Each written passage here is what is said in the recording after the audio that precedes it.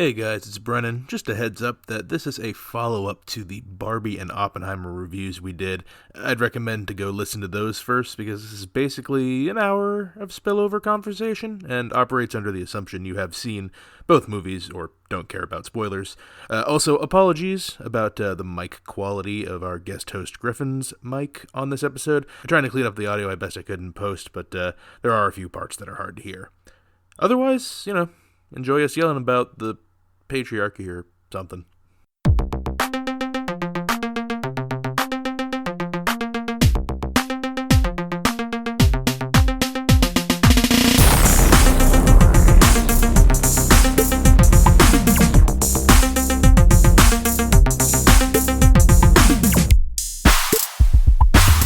And welcome everyone to Films of the Moment of My Life. My name is Brennan, and joining me tonight is Nicole.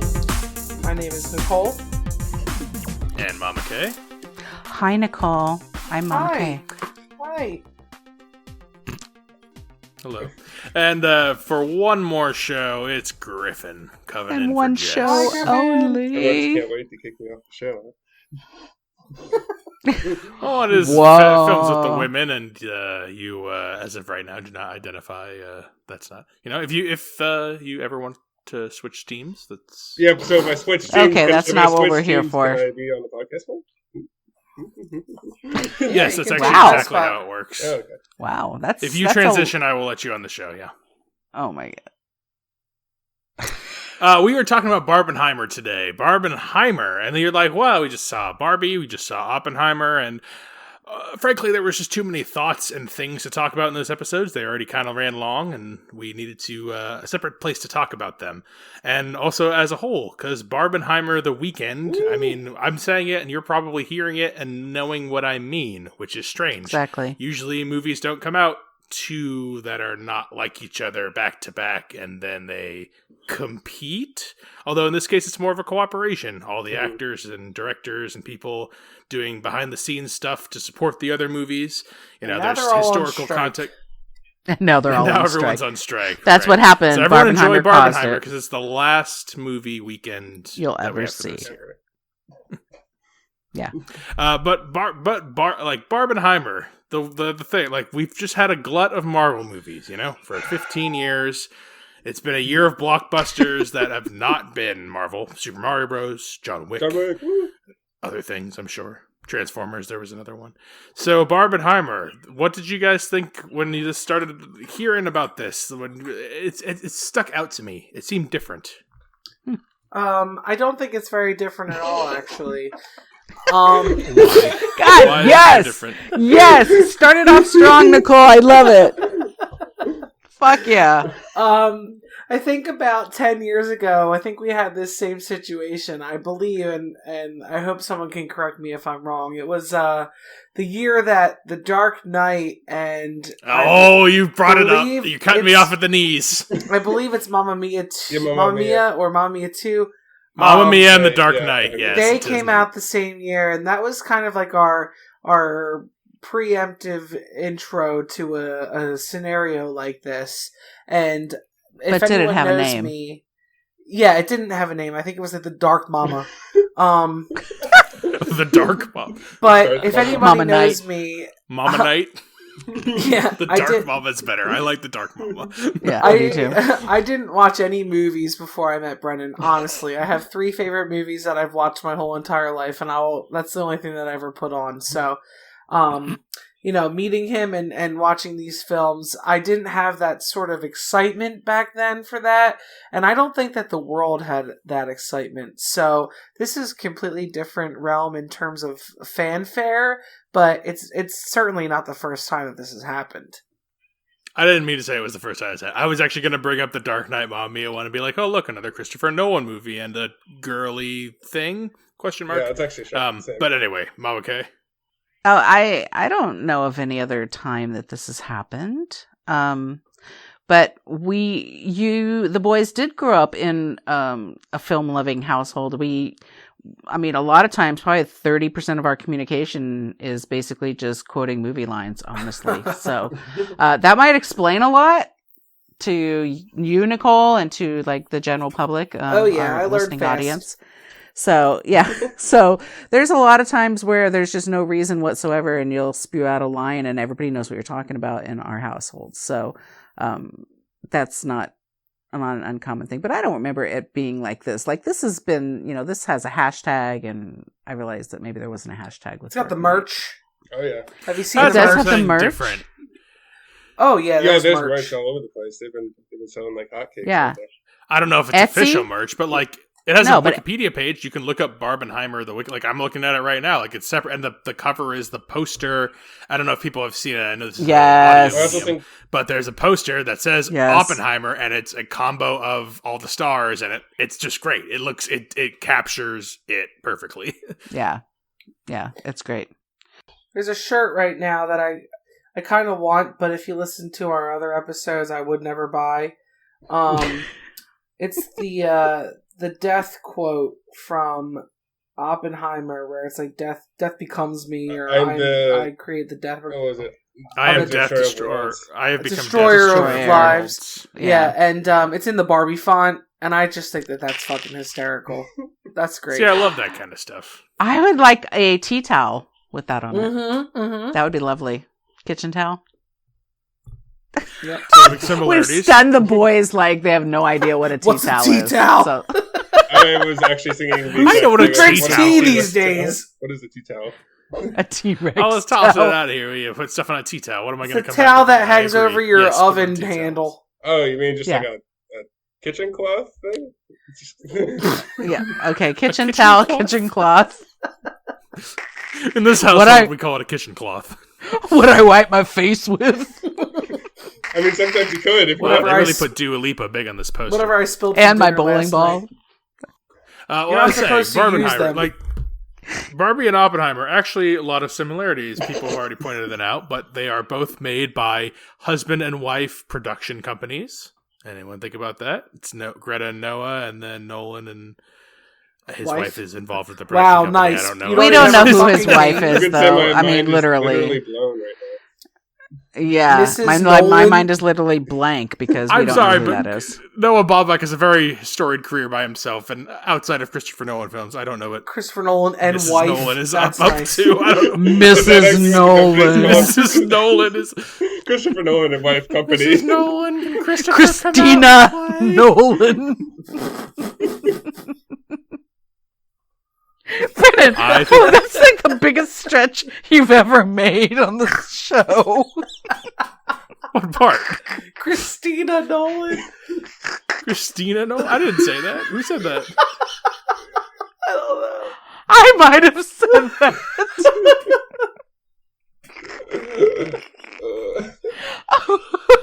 Prestige directors, ensemble casts, very similar movies. The casts aren't similar. They're the Yeah, opposite. they're making I was Same saying similar in scope, in size. They're both very large casts of famous people. okay. Oh, okay. That's true. That's my point. Yeah, I Cillian think- Murphy doesn't fit into the Barbie realm anywhere. Oh, he would have been great as think about it, Alan. Dude, there have been interviews saying he's open to being a Ken in Barbie 2. I don't know. Barbie said she thinks about dying. He's the destroyer of worlds. That's true. I'm not true. even kidding. There's stuff about this, so that's why I've read things that are like, and they're kind of like two big moments. One is like militarization and like the coming of nuclear war and kind of 20th century American politics is Oppenheimer, and then Barbie is all consumerism and social issues, and like these two movies basically encompass 20th century America if you really think about it. So You know what I take Oppenheimer birthed Barbie. Yeah. They're Well, both destroyer of Barbie worlds. Barbie might not have came around if it wasn't for World War II. I don't really know Rhea Perlman's life. You know what I took from this? Tell us. Oh my god. I can't even think of what I was going to say. You were the one who interrupted. You said, "You know what I Interrupt everyone You else. said, I'm like, "You know I what don't I-" know what's up. We don't know. You don't know. It's okay. Oh, shit. You know what I said? I don't either. I just lost what I was going to say. I'll think about it and then I'll interrupt again. Okay. That's This fine. is the I'll thing I cover it think so about. But the Oh, thing I know. Oh, she's back. You need a small kid to start talking. And then just... One of these movies really dove into the actors' strike that's currently happening while we're talking about this. And the other one had 500 movie premieres with different outfits that were pink and sparkly. So I wonder what that says about the two routes that these movies took. I think it shows true gender equality. Right? I think it shows that maybe the Barbie film is paying a little bit better than the Oppenheimer film. I think one is sponsored by Mattel and Yeah. one is sponsored by Death. Corporation, and then one's backed Right. by Hiroshima. No, one's backed by the government. Well, okay, this is... well, okay, I want to go back to you, and let's put on cynical hat again. Barbie versus Oppenheimer, and you're like, Oppenheimer's dude bro movie. But, like, Oppenheimer is also made by an auteur filmmaker who's clearly trying to do a thing, whereas Barbie is unmistakably, undeniably a cash grab for everyone, and everyone's just getting a big paycheck from Mattel. Like, I know everyone's trying to make something fun, something quality for people, and it's gonna be better than, like, the average blockbuster piece of crap, but, like, end of the day, filmmaking is an art. There's no question what these... There's just not close. Filmmaking is a Oppenheimer business. runs laps around Barbie. We have this argument discussion all the time. Filmmaking is an art. Filmmaking is a business. So if you can't make money doing something, you're not going to be doing it. I'm not saying Oppenheimer is not making money. No, I'm not saying... I'm just saying that that's not the case. But you're making the delineation that... trash shouldn't make money. I don't know. That's I'm not saying trash. Well, actually, yes, trash shouldn't make money. Yes, that's what you. That's what you do say. Money. Yeah. Yes, trash shouldn't make money, but this isn't. Barbie's not trash. Barbie is good enough quality where, like, it's more like McDonald's. Like, yeah, that's fine. Like, you shouldn't eat it all the time, but, like, it's cheap. It's not, though. It appeals to everybody. It's not. You know what it is it's appealing to people that don't carry a Y chromosome. That's what it's appealing to. And it's not appealing to every one of those women, but it's appealing, you say Oppenheimer and literally there are people that are like, what? No, why am I going to spend 3 hours of my time about watching a movie about a man in one of the darkest times in our human civilization? We know the story. I don't really care. People probably really don't care about the man in the story. They know the story, and the story is what's important. So yeah, I agree with that. The story of Oppenheimer is more important than the man. The Oppenheimer. The man. Written is by a man. The book is a man. Everyone in that fucking movie is a man except for two people. You mean the actresses you hated in the movie? The only two? It doesn't matter. And I didn't say that Nicole. I hated Nicole them. doesn't like women. We know that. I was gonna say I was not the only about person it. that Isn't liked, Emily Blunt, and then no one else was like jumping on the. I liked Emily. No one was jumping on the Emily Blunt bandwagon because I was the only one. When she spits on the guy at the end, or you think she's going to? That's one of the That's the funniest thing that Christopher Nolan has maybe ever written, because he doesn't write a lot of levity. Like, because he doesn't write women. That's why. That's the problem. Well, I mean, when he writes Nolan women, he's got one of them naked the whole time. So what does that tell you about this movie? This is so frustrating because, first of all, if you didn't hear the Oppenheimer episode, I ridiculously hated that movie, and it made me angry beyond anger's anger. So I feel that way right now. And then you've got this other movie that is like, it's just a fun movie where women can get together and go see a movie and just go and have fun and dress up and just go do that. And it's written by a woman and it's fine. Now, what does that say about us, Mama Kay, when I have the absolute exactly opposite feeling as you, where Barbie made me so angry I could have walked out of there, and Oppenheimer held my attention, and I found that one to be much more interesting than watching, all of these fake women. And we didn't even bring up Dua Lipa in this, and Dua Lipa's in the news right now quite a bit, talking about how she was like third billed in the credits, and she's upset about that. She's in 2 minutes. Her fans are upset about that because she's a rising star woman in that film, but she was cast with the extras because she barely did anything. Well, fandoms I told you this are... when we were watching it. Oh, sorry, I was going to say real quick on Dua Lipa.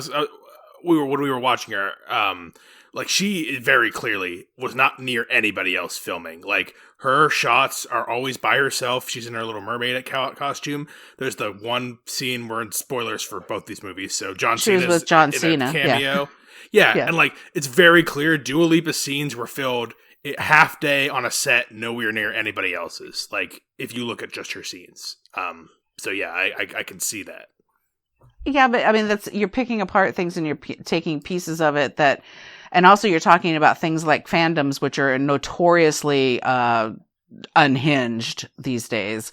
So I see that, but I don't appreciate films from a male point of view that honestly don't see women as anything but a vehicle for something. I mean, Oppenheimer had to have a wife. His wife was clearly afflicted with some things. And then we throw in this other woman and we have to see her naked the whole time she's in the movie. Why? I talked about this before. You're saying like the whole time. She's naked for one scene she's in. She's not naked for one scene. But... Yes, she is. No, she's naked for more than each other. No, she's naked in the bed with him. She's naked in the chair with him, and then she's naked again in the chair with him. So that's all one sequence of things. It's not really. Like, and then she's drowning in a bathtub.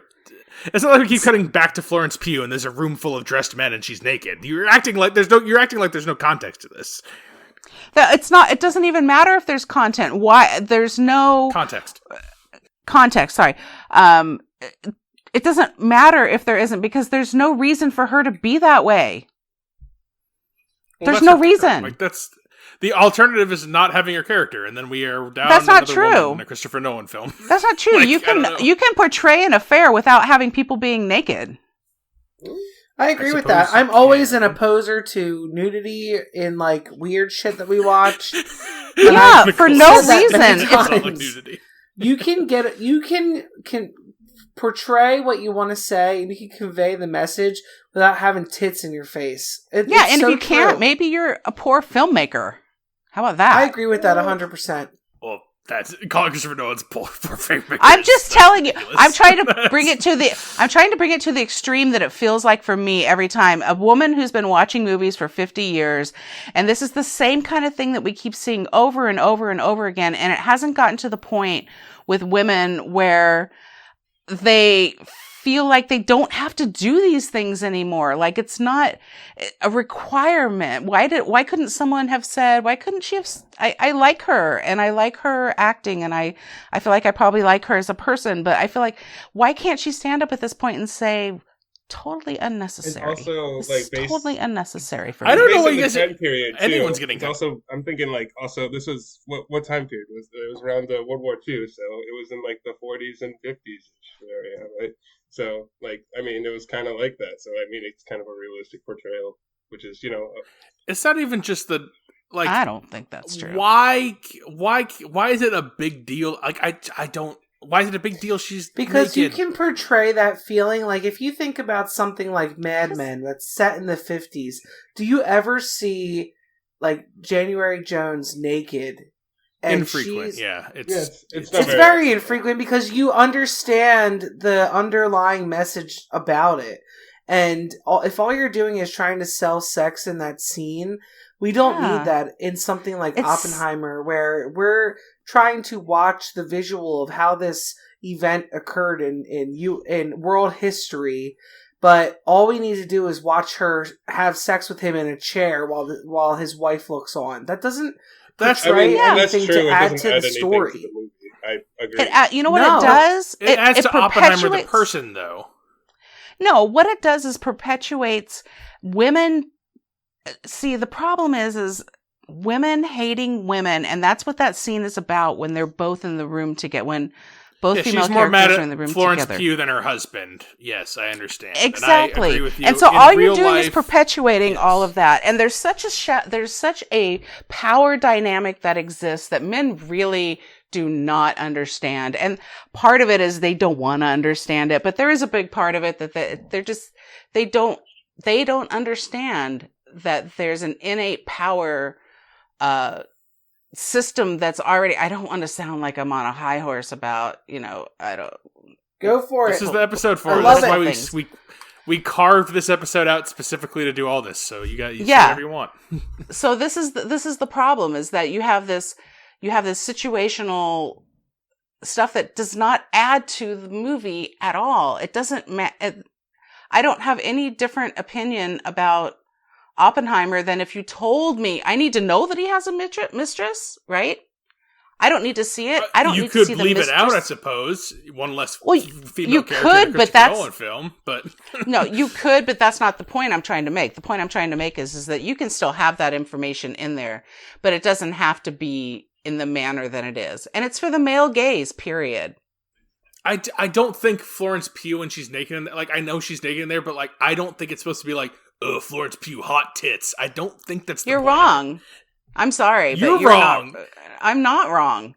No, I don't think Christopher Nolan's I want Florence Pugh to have hot tits out in scene. I don't think that's what he's thinking. I find that very hard to believe. I think it's much more. Hold on, let me finish. You just went on your thing. On your Emily Blunt power dynamic. She's mad at her more than her husband. I think that is his point in the scene, and I know you don't like that, but I think that's the whole greater point. It's not I want to make guys' dicks hard with Florence Pugh's tits in the scene. I don't think that's the point, because I think the point is Emily Blunt mad at other women cannibalizing each other in this exact specific scene, and also painting Oppenheimer as a flawed, not great guy. It serves Can I those say something purposes. about that? I don't think it's serving titulation. Yes, go ahead, Nicole. So, in other countries, it's, I assume, illegal to show that type of stuff. It's not polite to show that type of stuff in films. And I recently saw this, that places, I believe it was India and another country, the only CGI in the film that they used was they put Florence Pugh in a black nightie during that scene. And I can tell you that did not decrease any value from that scene whatsoever to me.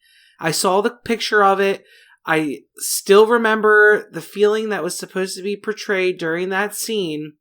They could have easily done that without having to have her boobs out. We know they had sex. We don't need to have it laid out in front of us.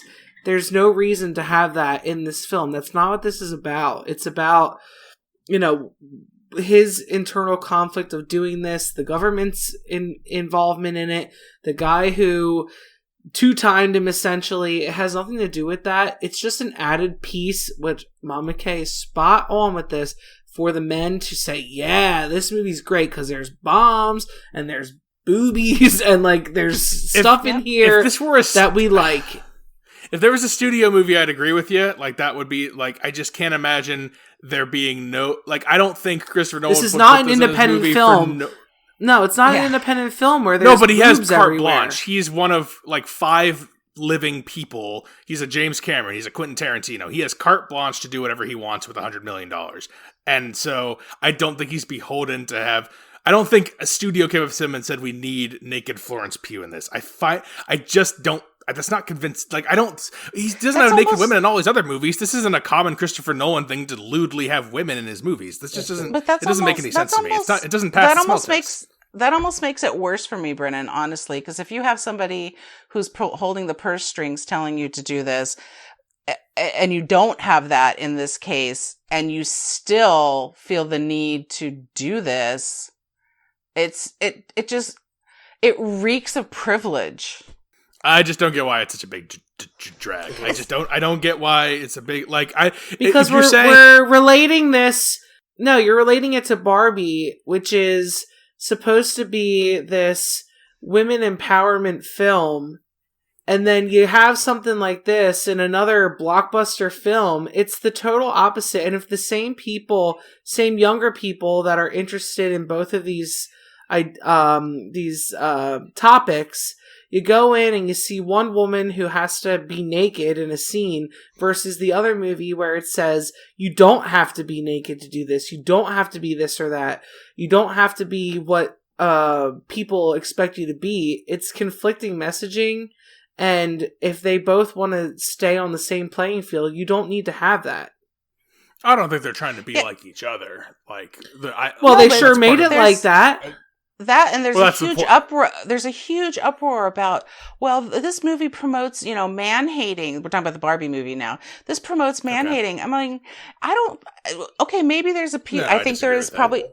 I think there is a piece of it that does, because the only man we get in the real world that's not one of the Mattel people is the husband of America Ferrera, and he's a total dip. They're showing, he's a total for, zero. 4 seconds? I mean, it doesn't matter. That's the only other real man, and he's awful. Like he's. Well, I was gonna say mostly for the Barbie movie. I mean, I guess it is like kind of looking down upon men just because they throw the message that men are after money, greed, and power, and all that kind of stuff. Where they just show that they have less emotions, and then maybe the movie doesn't portray it as well to show that they kind of come together. I feel like it doesn't really end as they come together. They kind of just end as in like on different sides, so it doesn't really fix any issues for me, at least. I think that's true, but I think when you're looking at the Barbie movie and you think about in the beginning, you have the Barbies and the Kens they live in the same world together, but they don't, they don't live in Barbie's house together for sure. But the Kens are not, they're just having the same life. I mean, as Barbie, like they're only getting played with when other people are playing with them, when the kids are playing with them, right? That's the only time. That's why Barbie floats down from her house. Yes, she doesn't walk downstairs. So they're only being activated when kids are playing with them. So that's the Barbie world, and everybody is sort of, quote, kind of equal in that they're only getting use when somebody from the outside is using them. Contrast that to what happens when Kingdom comes, and the women that are in Kingdom are now slaves to the men. Totally different than how the men are treated in the Barbie world. Mm-hmm. Are the men so the men are they just kind of they just exist. They don't actually do. They just kind of hang around, right? That's because because they don't get played. Because I think the premise is that in the real world, the little girls play with the Barbies, and Ken's an accessory. Yeah. Ken sometimes gets played with. I am trying to read too, like what this world is before. It's like it's a matriarchy, right? Like all the women in the Barbie, if we're talking Barbie, hold jobs. Like, what is this world? Like what's the film will have you believe, because everyone has to arc and the story has to change, that there's something inherently wrong with the Barbie world at the beginning of the movie, and it doesn't seem like that's actually true. It seems like at the end it's saying, the only reason the world had to change because America Ferrera was sad. If America Ferrera hadn't got sad, we could have continued living in perfect matriarchy world forever. Well, that's America Ferrera's Barbie world. That's not everyone's Barbie world. So, do you see what I'm saying? All of those characters. Is Barbie Land only supposed to be America Ferrera's Barbie Land? That's how I took it to be. It's only her Barbie Land. No, because Weird Barbie, we see flashbacks from Weird Barbie's past. She's not from America Ferrera's world. Why is she there then? How do you know that? Because we see in the flashbacks, it's a different little girl. Everyone is different. No, I don't think it's implying that we are all supposed to have all these. I think that's part of the problem with Barbie, is that the world rules are not only are they not clear, they don't make any sense at all. Yeah, that's right. There's there's no. Do you see the difference? You're telling me America Ferrera has 80 Barbies, and that's the reason that world exists. I disagree. I think that's supposed to be just like an amalgamation of Barbie world. That's quite possible. Yeah, which is kind of though between lazy, them when Barbies are in charge, that they don't take advantage of the Kens. The Kens are just there. But as soon as the Kens are in charge, what happens? The Barbies are slaves to the Kens. Yeah. Well, something I was reading about that is, when we're in Barbie world, I think we see a very, very small glimpse of what this world is. I mean, we follow one cul-de-sac where 4 of the Barbies live. I don't even think that the President Barbie lives in this area because they show them waving to each of them. Hi. And then we go to the beach, and those are the places that the Barbies that we're following live. But like, hang out. what is the rest of it? And to say that it's just one person's idolation of like what the Barbie world is, I think that's kind of factual in my head, because Weird Barbie is thrown off to the side. It could have been maybe America Ferrera's friend was the one that cut her Barbie's hair off, and they didn't want to play with her when they were younger, so they moved her to this little area. And maybe Weird Barbie is another little girl's best friend, and that's what she wanted her to be. She didn't want her to be what Mattel made it to be, and she wanted to cut Barbie. Yeah, she wanted to cut the hair, and she wanted to give it tattoos and whatever, but we saw Weird Barbie as a negative, and that's not the case for everybody. So, if that's what America Ferrera's childhood was like, where okay, Weird Barbie is what someone did negatively to this one, that doesn't speak for everybody. So I don't like how this world is set up, because I don't think it's a good representation of what everybody felt. Well, yeah, because they throw Weird This Barbie. is even worse. If it's only... They They just kind of throw Weird Barbie aside, which is kind of weird, because they're just like, oh, if you're weird, you're just an outcast, so get thrown to the side. Mm-hmm. So it feels like yeah, so they just like kind of throw it aside. It doesn't really represent the world, I feel like, as well. Well, if this is only America Ferrera's Barbie's world, I mean, for me that makes everything worse. Like, that makes this movie way worse if that's supposed to be true. Like, that really, then the logical leaps are crazy. What, Will Ferrell's going to America Ferrera's little this is fucking stupid. Well, she does work there.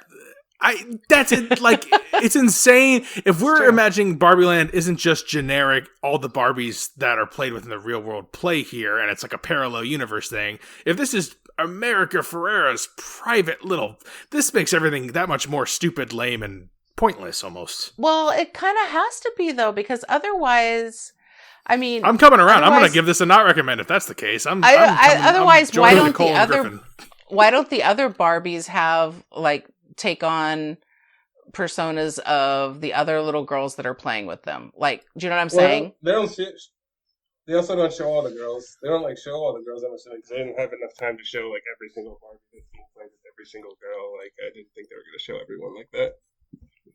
Right. So and it's implied like when you go to Weird Barbie, she's like, you have to find the little girl that's playing with you. Yeah. She doesn't say you have to find the little girl that's playing with us, all of us, who's running this world. That's not implied. Yeah. So does that mean America Ferrera thought that Midge was disgusting because she was pregnant? Maybe. Is that what the point of that? I think Mattel thought that, and so did... Well, yeah, Will Ferrell thought that. Mattel thought that, yeah. Anyway, what was your grander point on that? Well, yeah, my point about it was that everyone who's saying this is a man-hating movie or whatever is, you have to look at this piece where you've got the Barbies don't hate the men. The Barbies just coexist in the world with the men in Barbie Land. But as soon as it turns into kingdom, there's a power struggle that happens. There's a power. I understand that. I think the man-hating aspect comes from the end of the movie. The women, we didn't even really talk about the resolution of how the actual thing ends. The men are all portrayed as so stupid that the women could basically just walk from one Ken to the other and say nothing, and they will get so jealous they will go to war with each other, destroy themselves. Oh my god! And while they're too busy going to war with each other, Barbies will just enter a room and be like, "I declare Barbie world is fine now." Like, I don't know. That's pretty. You don't find a little stupid. You don't find a thread of truth in that. I mean, I do. I see. No, I mean, as much as men are jealous of each other, but at the end of the day, boys clubs are boys. I don't know. I don't think. I fucking hated that part. It doesn't. It does not ring true to me. Unfortunately. That jives with them. Mm-hmm. Go ahead. Just the part of them starting a war with each other, and then I feel like with a snap of a finger, they were totally back to normal. that part of the movie, and I wish that we brought that up during the Barbie review, was so half-assed to me. Like, Yeah. they made a whole scenario where they were going to turn on each other, and that's what the whole setup was during the bonfire, and they were all singing to the one Barbie. They all got up and moved, and they're supposed to be jealous and hateful. But at the end of the day, all it came down to was, no, actually, men are better in our eyes because we've had this time to build this opinion. So we're going to forget about everything that just happened in the past 20 minutes of this movie, and we're pulling the Barbies away. And the men are so full of themselves that all they care about is talking about what they like. But now they're all together again. I hated that part. It didn't make any sense to me. Yeah, the whole ending is kind of just like gobbledygook. Like, I agree with that. Like The ending of SNL the sketch level logic. Yeah. People have problems ending movies a lot of the times, right? That They do, yes. that's a problem. I we tend come to agree, across. but I do like the Oppenheimer ending. I don't hate the Barbie ending in comparison to the rest of it. Like, I don't think it's the worst part. I see such a parallel in this that maybe nobody else is looking at, but you have this Barbie war that's going on, or you have this Ken war that's going on, and meanwhile you've got over in Oppenheimer land, or Oppenheimer dumb, you have they're all men. Yeah, and they're all men. And well, yes, wars are run by. Yeah, I mean, what do you want? Men were in charge of everything forever until 100 years ago, like everything. Well, so, and like 99% they still of are. things. Okay, so and now they're still charging are. 90%. I mean, so what do you? I don't know. So what? So what I'm saying is that it's not that the scene in Barbie does not come from nowhere. It comes from like reality. No, but I don't. I think this is what reducing happens. men get mad at each other because they're jealous of the other one's woman. Like, I know it.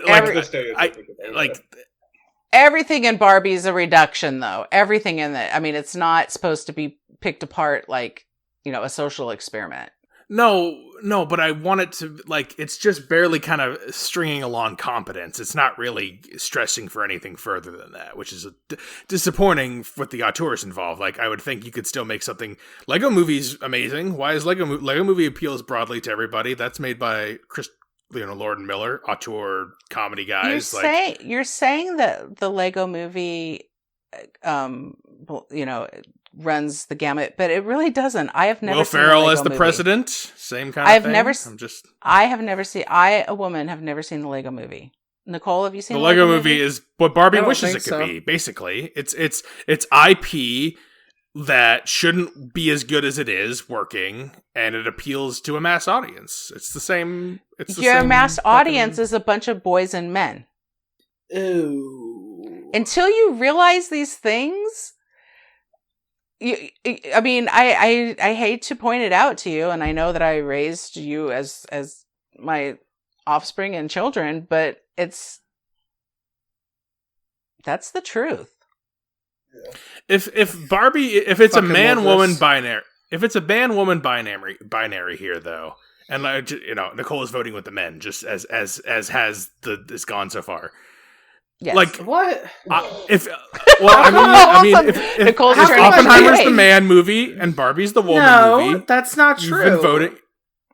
That's not true. Women can have their own opinion on if they find fucking World War II more interesting than I agree with you. There's no problem with that. I agree with you, which is what Mama K's whole Christopher Nolan doesn't appeal to women. It appealed to Nicole more than the Barbie movie. All right. Well, what I was gonna say is that I mean, I get both the sides, like from Mom's perspective and Brennan's perspective, but I think it's because I think Barbie does appeal to a wider mass group of audience of people, just because that's the world we live in nowadays. But that's really what I was thinking the whole time. But since it's it does appeal to a wide. I think Barbie does appeal to a wide group. I just I just wanted something more substantial. Yeah. Just something to hang my hat on. I viewer, was expecting good things. The average viewer is not going to look at a deep philosophical reason why Barbie is the superior movie. most people are just gonna be like, oh, who colors, pretty, awesome. People aren't looking at Barbie as in, oh, I must dig into the philosophy of Barbie on how. No, I agree with you. I think that is what the average person is. I thought because Greta Gerwig, Noah Baumbach are the creators, that's the studio selling a person like me on Barbie. Like, I wouldn't see Barbie if it weren't for auteur directors.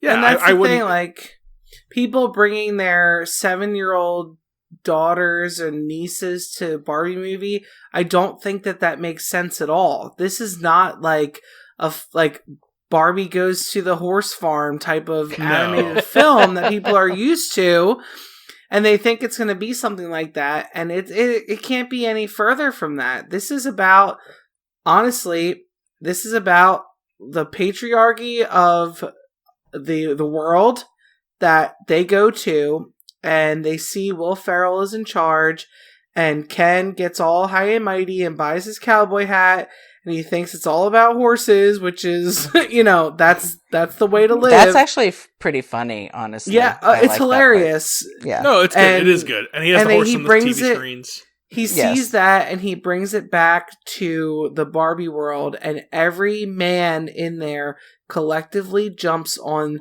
the horse train, and they all think yep, they jump on the saddle. That's the end all be all. And that's exactly what this movie is about. And I don't think that it's made for children like people thought it was. It's not going to be cute princess dresses and stuff as much as the pink carpets wanted it to be, where everyone was dressing up like Barbie to go to these pre-shows and everything. That's not what this was at all. That's what I think is the most disappointing part of this, is they wanted it to be something cute and family related, and it's not. It is way more than that. And when you bring it out the same time as something like Oppenheimer, which is so deep and dark and feeling, and it's a real part of history, they're gonna be competing against each other, so much so that people are going to start diving into like how we're doing with this Barbie movie, and it's not going to be the cute movie that they expected it to be. It's not the cute. I mean, it is. The parts about it I liked about it were the charming parts. It's just a big clusterfuck mess, and that's unfortunate. Like that, like where I wanted to come here and be like, Oppenheimer is everything right with this type of cinema, and Barbie is everything right with this type of cinema. I was ready to come into this weekend loving both and like being like, this is everything. Yep. And I wanted it because like I'm a pro going to the theaters. I'm pro auteur filmmakers. I like Greta Gerwig. I like Christopher Nolan, obviously. I want Noah Baumbach's writing career to continue. So like this, like I want all of these things to work, and I was ready to go in with everything going, and Oppenheimer hit the expectations. It crushed everything. It's exactly what I expected. And Barbie didn't. And Barbie lagged, and Barbie dragged, and Barbie just flailed and toothless. Can I tell you the problem for me from each of these movies is the same thing, but the exact opposite. The problem with Oppenheimer for me is the patriarchy. The problem with Barbie for me is the attack. Did you go in with Oppenheimer with an open heart though? Your heart was so closed. The problem with Barbie was what? Is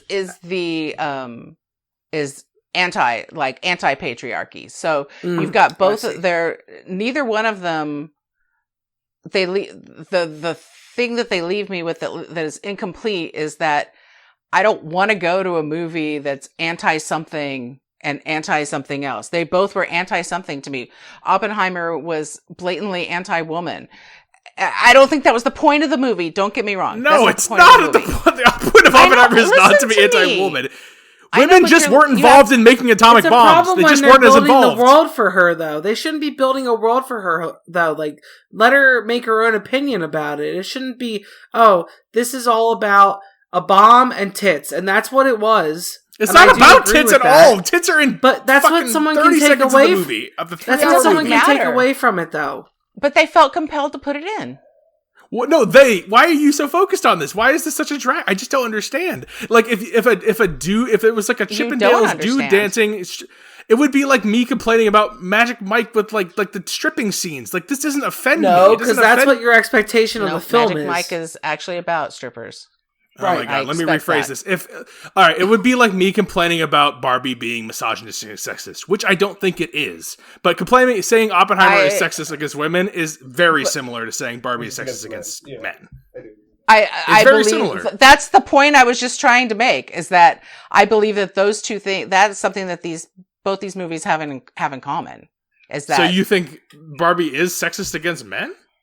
I think that's the underlying. I do too, 100%. Yeah, that is the underlying. When people are saying that it's a man-hating movie or whatever, and then they try so you to agree. You agree Barbie is a man-hating movie? Oh my god. Okay. Fuck, Brennan. Like, it's not, like, that's a piece of it for me. Just like the misogyny is a piece of Oppenheimer for me. It's not, I don't think Barbie's a man-hating movie. That's what I'm surprised you're saying. I think you're wrong. I don't think either movie hates the gender of the non-dominant gender. Oh, you're wrong. You're wrong. And when you're saying hate is strong. It's not that. It's just that no one made Oppenheimer going, I hate women. No one. Zero of the men in Oppenheimer said, I hate women, thought I hate women at any point. I'm telling you that. There's no way. It's just not, I don't know how you could look at Oppenheimer and be like, I hate women. That's not the point of Oppenheimer. It's about so much else. It sounds more like you're trying to insert yourself into the story as, why are there no women in the story? Because there weren't women involved in the fucking Oppenheimer movie. There weren't women involved in the atomic bomb to heavily degree. My problem with Oppenheimer was not that there were not women involved. My problem is that I could not keep the men straight. That's a me problem. That is not partially it's a movie problem, that if they couldn't translate that to me, then that's part of their problem. But that's a me problem that I take full responsibility for. I don't take responsibility for the fact that there's things in there that I find offensive because it's in there for no goddamn good reason. Period. It isn't in there for a good reason, but it is in there for no good reason. But there is no hate. There's no hate for women in Oppenheimer. And you're not telling me that men going out of that movie were like, oh my god, that was like the coolest. It's like, oh, the science and all this stuff. Also, Florence Pugh's tits, awesome. No. You're just wrong. I hang out in these I am not dude, bro, wrong. movie circles. I've never heard anyone once be like no, that's just not like when you're, because they're like, not maybe saying it out loud to you. Well, we're to all me, saying, they're keeping it from I me. don't think me and they're not Brennan saying are it the out loud. stereotypical man that's probably thinking about that kind of stuff while we're watching a movie about an atomic No, bomb. but also, like, I just think if you're a dude who wants to ogle tits, you're not going to Oppenheimer. If you're a dude who wants to ogle tits, you're not going to Oppenheimer. So why? That's part of my point. Well, why put him in if you're gonna want? Because it was part of the story. Because he thought it would be a better storytelling technique for Emily Blunt to see a naked Florence Pugh riding Cillian Murphy than a clothed Florence Pugh riding a clothed Cillian Murphy. That's why he did it. That's why he did it. That's great for him to think that. But guess what? It's not. Oh, but guess what? Two guys elbowed each other and said, Florence Pugh's tits in the theater, and now you're mad?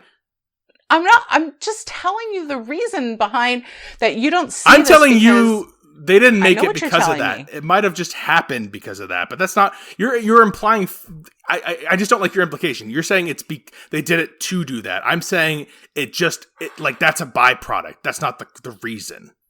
There's no reason to do it. No, it's oh my gosh. It doesn't make any sense. There's so many parts of current filmmaking and story making. Like, that I do not care for the Love, Death, and Robots series that we talk about quite often on this channel. Yep. And it's because there's parts of that series that adds sexuality to where it doesn't need to be, where you can still grab the attention of the viewer and they can understand exactly what's happening without having to do that. You don't need to have someone's boobs in a film to get the understanding that Emily Blunt's character is upset about the affair that this guy has had. Like, you don't need to have that. And I come back to that religious aspect that other countries have about this, and they're not showing it with nudity. And I guarantee you that those people are having the same feelings that we are, but they don't need to see it. I totally agree with that. Well, I just want to say that Barbie is a serious, complex movie, as Oppenheimer is also a laughter movie that people get laughs from. Because that was one of the best memes I saw on Bro, Instagram today. It was like, oh, there was like two guys arguing, and then they were like, oh, I watched Barbie for the serious plot and the intense story, and then they were like, Oppenheimer, I watch it for the laughs and the jokes. There's some pretty good memes on it. I would highly recommend everyone scroll through the memes that go through Barbenheimer. I will say, I laughed almost the same amount between the two movies. I think I might have too. I think Nicole too would say the same thing. I think we both laughed about this is Christopher Nolan's funniest movie and Greta Gerwig's least funny movie. I will like that's without a doubt. Yep. Any other thoughts on Barbie or Oppenheimer before we close out? I mean, we're going to do, I think it's clear. Everyone, it's 3 Oppenheimers to 1 Barbie at the end of this, as far as the superior film. I don't want to put It's words just in your guys' shocking mouth, how but- much this rivalry took off between these two. I haven't seen something like this before. I need some heat in the. You can thank social media. Well, I think I need to see something in the Instagram at the Brennan podcast about the heat coming down on this podcast episode. Oh yeah.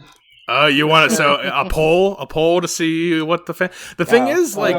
That's going to work out really No, well for me. I don't think the poll would be necessary. I think you should play like a clip of it, just like with the heated moments. You don't think the poll would be necessary because it's obvious. Oh yeah, that's I didn't want to say it.